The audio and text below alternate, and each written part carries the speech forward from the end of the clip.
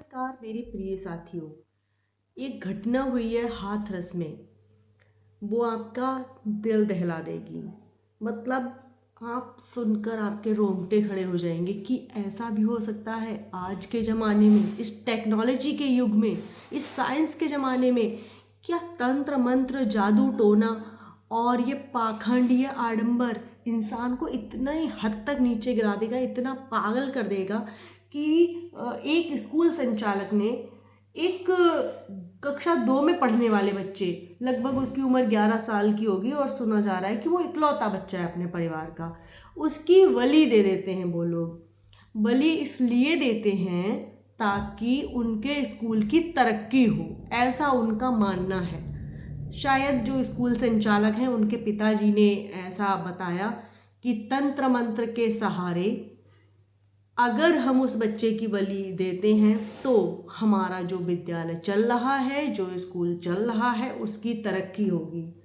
तो समझ में नहीं आता कि मतलब एक बच्चे की बलि देने से कैसे तरक्की हो जाएगी। ये कौन सा तंत्र है, कौन सा मतलब क्या चीज़ है, ये कैसा टोटका है कि किसी की जान लेने से तरक्की होगी, वो भी एक मासूम बच्चे की।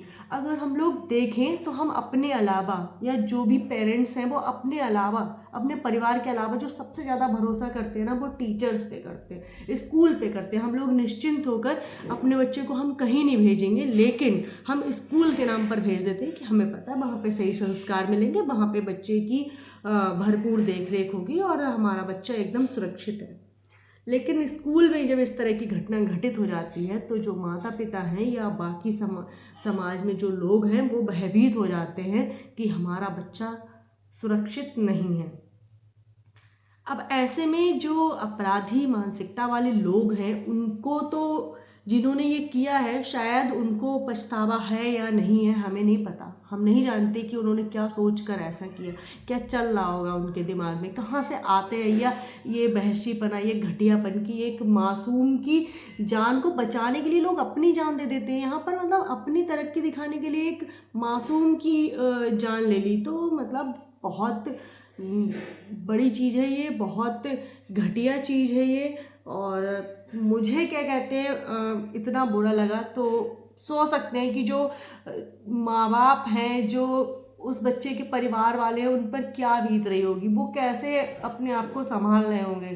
तो इस प्रकरण में जो हमने देखा है, जो सुना है, और अब तक ये सूचना जो है वो प्रशासन तक पहुंच चुकी है, वो लोग गिरफ्तार हो चुके हैं, तो उन्हें ऐसी कड़ी से कड़ी सज़ा दी जाए ताकि दोबारा कोई इस तरह का करने का सोच भी ना पाए।